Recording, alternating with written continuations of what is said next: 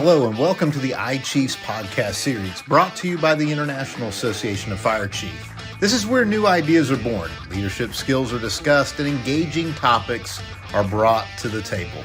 I'm Tom Jenkins, Fire Chief of the City of Rogers, Arkansas, and a past IAFC president. And I'm Joe Powers, the Managing Director of IAFC's consulting firm, Emergency Services Consulting International. We're glad you're here. This podcast is designed for you and for the fire and emergency services community. Before we dig into this week's important topic, make sure to check out our library of episodes at iafc.org/podcasts and listen and subscribe wherever you get your podcasts. If you think the content is great, go ahead and share it with your crew.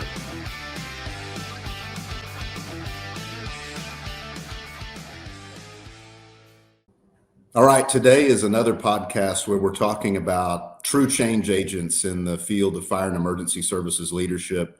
And, of all the topics that Joe and I have the privilege of covering with guests that join the podcast, I think talking to people that are practitioners and that are really doing the work is probably the most rewarding for me. And so not just a well-decorated fire chief who came up through the ranks in the city of Tucson, but Kris Blume is also somebody I'm claiming to be a cousin who is serving as the city of Meridian, Idaho's fire chief for about the last 3 years. And what Joe and I had the opportunity to extract from him today is all of the things that he's had to do and manage, and the way in which he's had to be a transformational leader in a city that is prospering and growing. And so, Kris, we are delighted that you're here with us today. Thanks for taking some time out of your day to visit with us and our podcast listeners. It's a privilege. It's a privilege to be here, cousin. So tell us this. So we as I mentioned to you before we started the podcast, one of the things that I get anecdotally when I'm out and about is I'll have a lot of our listeners indicate that they listen because they're trying to learn all the little tidbits they can, because they want to be usually a 5-bugle chief one of these days. And there was a time period that was you, and now you're in the hot seat. You've taken over a role that, by all accounts, is putting you in a position to grow the organization, change the organization, and influence public safety and public safety policy in that wonderful city. Tell us about your path to get there, and what you kind of did along the way that worked, and maybe even some lessons that you might share with some of our listeners. Man, well, thank you, Tom, and thank you, Joe, again for the opportunity and privilege to be on this morning with you guys. That's a really peel the curtain right back. Who I am. I was an Air Force brat. Meaning my father, my family, we were military, and my father ended up stationed down at Davis-Monthan in Tucson, Arizona, and I ended up going to the University of Arizona. And after I graduated, I was probably like many 20-somethings, didn't really know exactly what I wanted to do or kind of anchor myself to, but I was always committed to this notion of serving others, and there was various experiences that I'd had previously in the service realm. And what I noticed was that the fire service represented a unique opportunity to be a service deliverer to the community, to show up on people's worst day and make things better. So I was very fortunate. I tested with Tucson Fire Department, got the job opportunity. And it's funny because as I've laid in bed at night over the past 25 years, I'll never forget the day that I got the phone call that said that, congratulations, you're going to be in this upcoming fire academy. It was over the moon, and I've never lost sight of that day. But I worked from being a firefighter there through, captain, paramedic captain, and then I retired as a chief officer after I had worked down there for over 20 years. But the retirement only came when I received the notification of an appointment to a fire chief job back home for me, and home is Idaho. I was born in Boise. My family, mother and father's side, all live up in the state of Idaho, and so the opportunity and the privilege to come up here, again, I'll never forget that phone call. It was the second time in my life that I received a phone call that was, I've never been more terrified, excited, sad. I mean, I love the people that I worked with in Tucson. I love the community that I served down there, but I also saw that there was an opportunity to do more, to be more, to give back more to the profession. And it was interesting because when I left Tucson, there was a fire chief that I think the world of, Brad Bradley, down at Northwest Fire Department, Fire District, and he and I had a phone call, and I was giving him all of my fears and worries, and so kind of to the point, that new fire chief coming into the role, where do you, what is your network? And certainly it was people that I knew that were 5 Bugle, and I said, hey, tell me what I need to know. And I'll never forget the thing that he left me with at the conclusion of our phone call. And he said, and it's kind of a platitude that we hear in the fire service, but he said, earn it every day. And, that platitude turned into a maxim for me. And it's sort of one of those things where the question, had I earned it every day of the preceding 20 years? Well, I definitely know that now I'm quote unquote, the man in the arena, the person at the center of attention, and I do need to earn it every day. And so that's something that kind of, I self-check myself every day, hey, and days are long, weekends are short, not shift work anymore. Right. So, but it's everything that I ever thought it would be and more. And I'm thrilled to be here in Meridian, Idaho. Yeah, that's a really cool story. And other than the huge temperature change between Tucson and Idaho, I'm assuming you guys probably have some snow on the ground. But we do. Yeah, as we do here in Virginia too, which is not unlike Virginia. But so when we were talking and when we were kind of planning out having you as a guest on our podcast, I heard a little bit about Meridian, and over the last few years, you guys have had some explosive growth. And we can't call you a new fire chief anymore, because I think you've been in the seat for about 3 years now. But in that first 3 years, you've led the department through a fair amount of change and a fair amount of growth. Talk to us a little bit about define what that change has been. What are the challenges that you did not foresee? From the time that you got that phone call, hey, you're going to be the fire chief in Meridian, and 3 years later, wow, that was not what I expected, or wasn't what I expected. Yeah, man, you guys come up with great questions here, Joe. So it's interesting, coming up here, every day, the platitude or the idea that you're drinking from the fire hose, sipping from the fire hose. Well, that's what it was. I mean, literally. And what I recognized immediately was, as an outside chief coming into an organization that had a very healthy, strong organizational culture, I needed to recognize that my job largely was about listening and leaning into conversations and building networks of trust and communication through open and transparent dialogue, follow through on actions. And that sort of was preamble to any of the future discussions and dialogues, because I knew that change was necessary. And change it's a challenging subject for the fire service. It's probably a challenging situation for most people, in most situations, in most professions, but certainly in the fire service. When you have a new fire chief coming in, you can only expect change. And there's a lot of fear that comes along with, well, what change is that? And I think that people much smarter than me that have said that people that are resistant to change fear loss.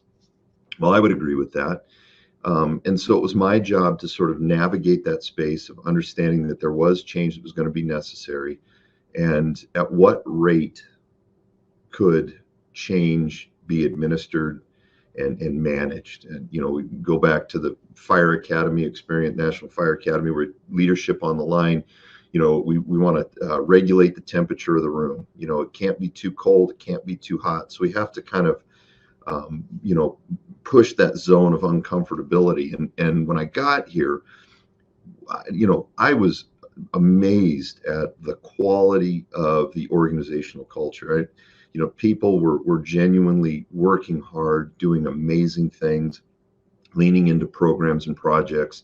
The responders, people that are on the line, on the floor, they're incredible. I couldn't believe, they are physically fit. There's a culture of training that I inherited coming here.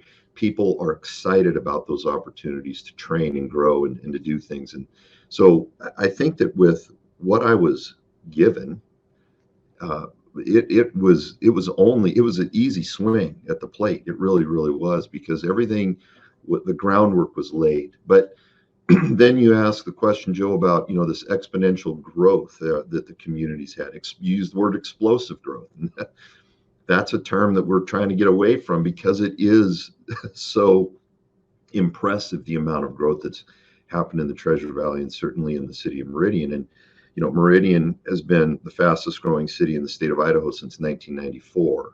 And over the past 10 years, they've had annual growth of between 8 and 15%.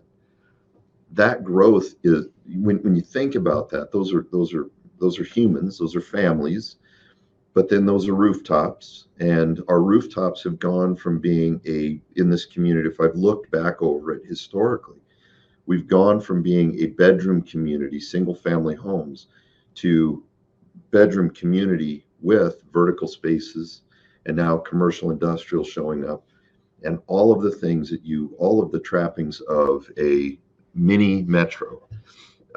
And one of the early indicators is starting to look at when I got here was, okay, so how well are we situated in our community to manage the emergencies that the community has? How can we prevent those emergencies from happening in the first place is central to that discussion from a risk reduction perspective. But when we started looking at our response times being over 12 minutes, at the 90th percentile, going through, we went through, and I can get to that later, but the process of accreditation. But when you started to look at that, it's like, how can that be? How is that possible? Well, there was a lot of structural constraints, whether it was, with our partnerships in the dispatch center, whether it was as I said, with the growth, we had roadways that are not up to being able to accommodate emergency traffic. And then, of course, we just had the size of the agency. And so looking at all of those things from a holistic perspective, we've developed an approach to mitigating that and improving all aspects of public safety and emergency response here in Meridian. I have like 9 more questions I think I want to ask you, but I think I want to target I've got two. Okay, so Joe always relates a number of questions. I like that you used an example. You said earn it every day, and I was thinking between Joe and I, we probably earn it like every other week. I think it's probably where we're at. So this is good that we're here talking with you. No, I was talking with John Oates yesterday, who retired out of East Hartford, and runs the International Public Safety Data Institute. And we were reminiscing about a few things, but one of his comments stuck with me for today. He said, one of the blind spots that a lot of fire chiefs have, and I think having just wrapped up a couple of weeks ago a 26-year career wearing a uniform, one of the I guess fair criticisms of most programs is we don't know what it's like to work for ourselves, right? We do all these things to learn from others, and formally and informally. But I'm curious, with somebody as professional as you, and you have a distinct advantage in that you've seen more than one fire department, and you definitely bring to the table a lot of skills that are probably obvious to others, maybe not as obvious to yourself. I'm curious, how would you describe, as a brand new 5B, not brand new, I'm sorry, Joe's right, as a somewhat seasoned I'm brand new. I'm very brand new, trust me. After 15 years, I was still Forrest Gumping my way through it too. So okay. I'm curious, what do you think it's like? Like, take us on what you think your staff would describe it's like to work for somebody like you, who is full of energy, has a lot of the right answers in their brain. What does that journey feel like, and what could we learn from how you describe it? Wow.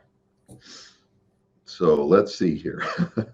It depends on who you ask, but I can almost guarantee you unanimously, they would say I'm all gas, no brake, and that's not good.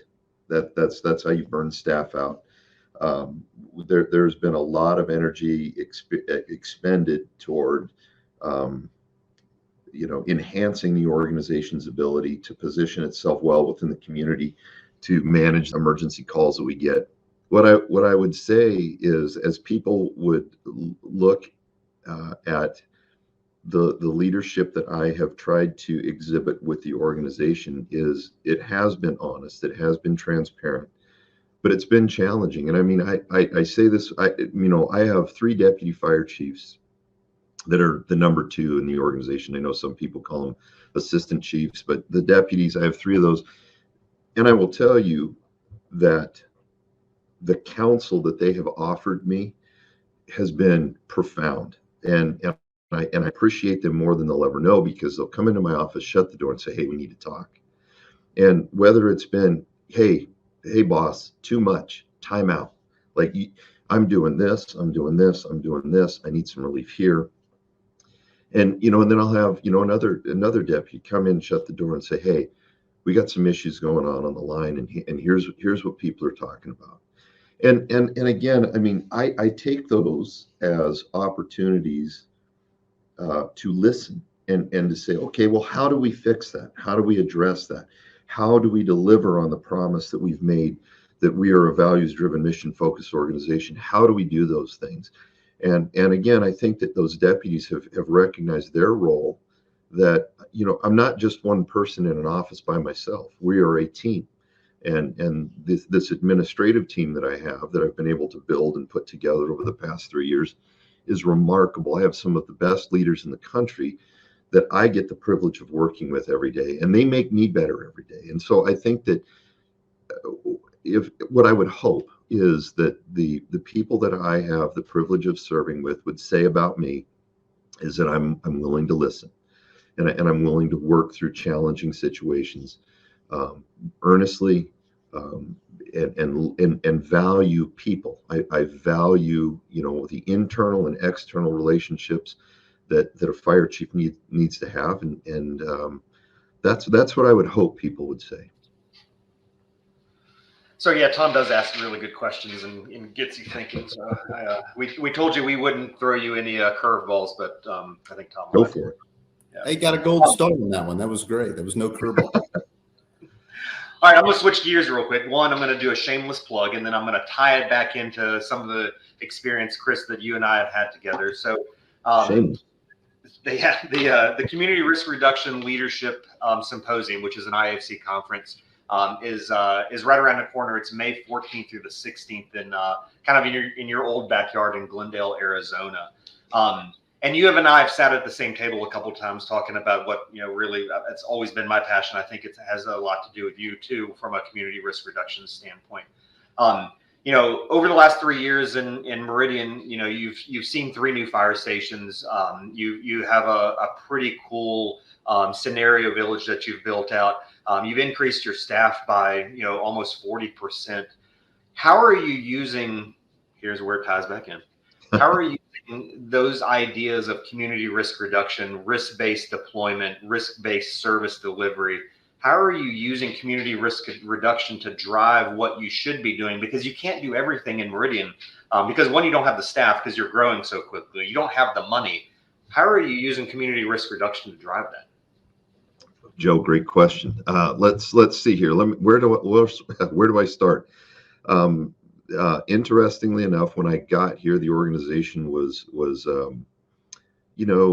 had a community risk reduction division under the disguise of public education, and it was situated under the deputy chief of our fire marshal under prevention. And over the past 3 years, we've actually unfortunately had the two people that were in that division retire, just time out. Well, one of them retired, and then the other one moved on to another agency. And so it's really given us an opportunity to sharpen the pencil, so to speak, and refocus and recenter what it is to develop a strategic community risk reduction program. And so one of the first things that we did was we renamed the division from public education to community risk reduction. And one of the things that I chose to do working with my chief officers was I actually moved risk reduction out of prevention and I put it in health and safety. I have a division chief of health and safety.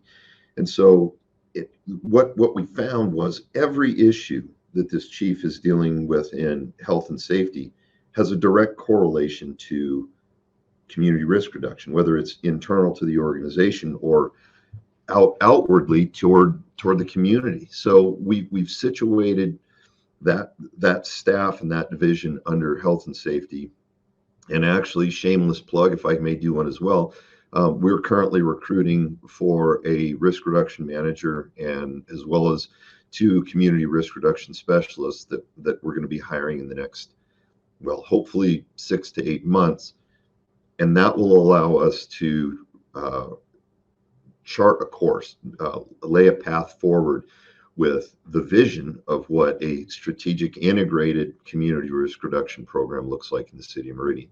And certainly it's going to be heavily leveraged on data collection. And again, I think that this is one of the things, to get back to Tom's question, new fire chief, I'll tell you something, data is everything.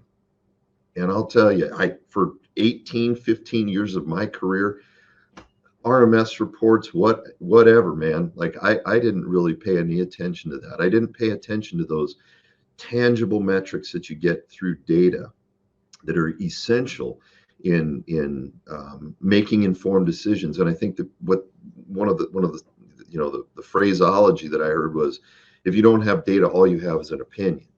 And data has really been a powerful tool of leverage in getting a city council and a mayor to approve 2 fire stations, to onboard 35 firefighters, to accept a SAFER grant that we just got this fall for another 18 firefighters.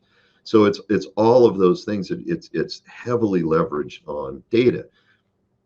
Take that to the community risk reduction realm, and it's very easy for us to quantify loss. And I think as a fire service, we do a great job at demonstrating loss. We, the front page, the front cover of most of the publications of our industry have images of loss, people's homes burning down.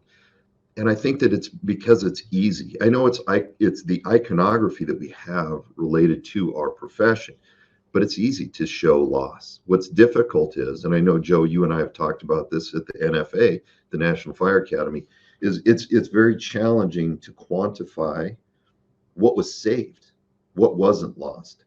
And I really believe, going back to the point on data, that's where we can demonstrate that, is through having clear, good quality. I mean, we need to have defensible, intelligent data to make the case that we need more resource, or in some cases less resource, and really focus on what resource needs are required, and data does that for us.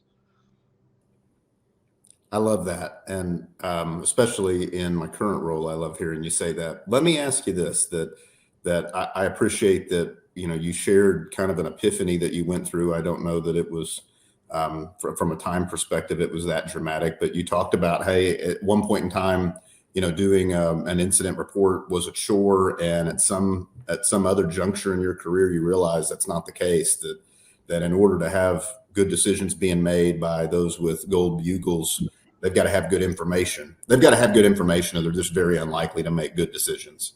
And, as we kind of wrap up now, and with you having the experience that you have, what other things do you wish you would have learned before you became fire chief? Do you have one or two others that just, they jump out at you? Because you're an EFO grad, you're somebody who definitely did the things that somebody aspiring for the role you're in should do. But what else is out there that you might share with our listeners?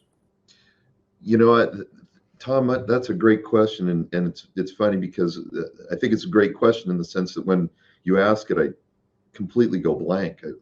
What would the answer possibly be?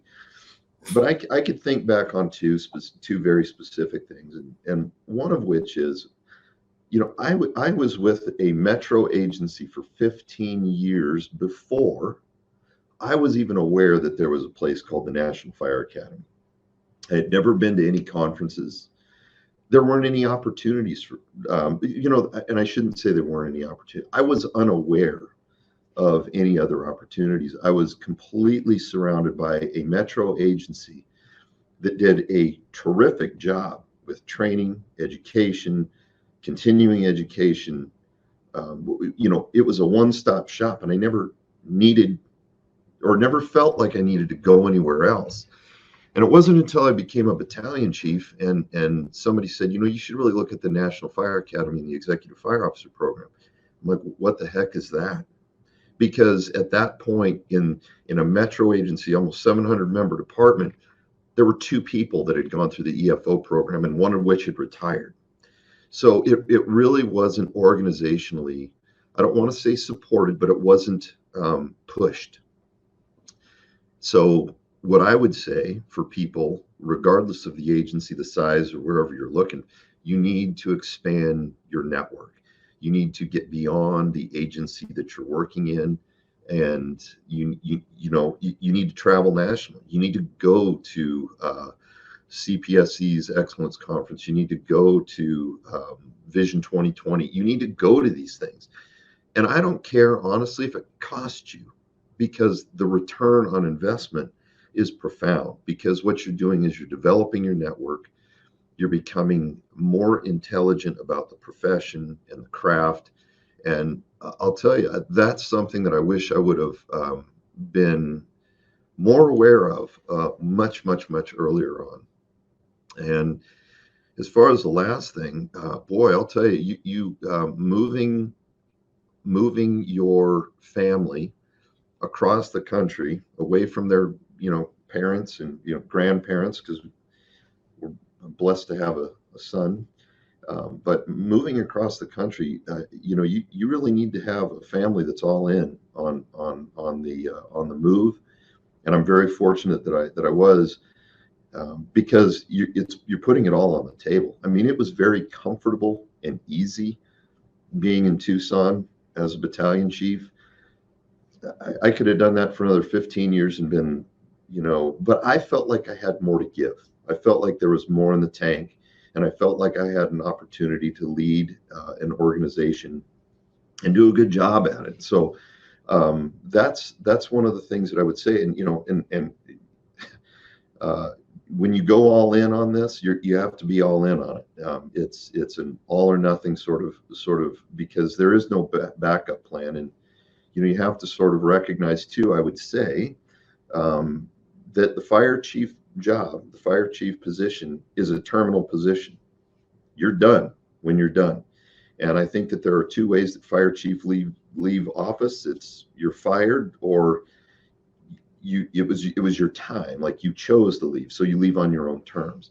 And so I think that going into that, I had to recognize it's like my shelf life is approaching the end. Even before I began as a fire chief, I just had to recognize that there was a I'm at the end of the rope. Well, I'll say this, cousin, that for somebody that's been in place for 3 years, give or take, I think that you speak with experience and from a perspective that if you told me you had 30 years chiefing, I'd believe every ounce of it. And I take a lot of. I don't have enough gray hair yet. Yeah, I've got it. I got the gene. Joe but did. When I got up here, I didn't have any. Now I got plenty. So. Oh yeah, that'll happen. So we've had the opportunity today to visit with Kris Blume of the Meridian, Idaho Fire Department, who is in a season of his career in which he's making change. He's been through his honeymoon, and I think that for our listeners out there, there's a lot to take away from this conversation, including a good book title, All Gas, No Brakes. So I want you to know, like, I'm doing that. I don't know who I'm going to sell it to, but I like that. I wrote it down. Yeah. Well, it's not mine. I don't have an original thought in my head. I'm good with parroting other people's thoughts. Those are the most intelligent people normally. So from all your experience and the advice from Chief Bradley about you earning it every day, I think it's good for you to know from a couple of colleagues in the business. It's apparent to me that unless you fooled me, that you're earning it every day. And so I appreciate you sharing with us, sharing with our listeners, and I hope that they're able to take away just at least a few nuggets, because I know there's a lot more than just a few here. Thanks so much, Chief, for joining us today. Thank you very much. Appreciate it, you, Joe and Tom. Thank you. So for the people that are listening, if you want to check out what's going on in Meridian, which we just learned is since 1990 something is the fastest growing city in the state of Idaho, you can see what Chief Blume is doing at meridiancity.org/fire. That's an organization that has grown a lot. And so of all the problems you can have as fire chief, the problems of growth are usually the ones you want to pick, but a lot to learn from that organization and the good work that Kris is doing. And also a little unorthodox for our podcast, but appropriate nonetheless, is that you've got 2 items of homework if you're a listener. The first is to see what your calendar looks like for the Community Risk Reduction Leadership Conference coming up in mid-May. That's a wonderful opportunity to not just interact on a topic that is vital to our business, but also you're likely to run across some of my colleagues here sharing the screen with me and be able to interact with people that are really making a difference. Your second item of homework is that if you're a member of a fire department and you learn the acronym NFA for the first time today, then I know I can speak for Eric Skablix and say, why don't you get online and see what the NFA has to offer you in your job and where you're currently focused. Thanks to our guest, of course, and for our listeners, we encourage you to subscribe to the podcast wherever you're listening to it, on Apple, Google, Spotify. And if you like what Joe and I are doing, trying to come across wonderful practitioners in our business, and leave us a rating, let us know that you enjoyed the content. Last but not least, recommend the podcast to other chiefs. That our reach and our marketing budget is only so robust. And so we're heavily relying on people to share what we're trying to do. We appreciate you joining us today. We hope that you learned something from Chief Blume. Be safe out there. We'll talk again soon.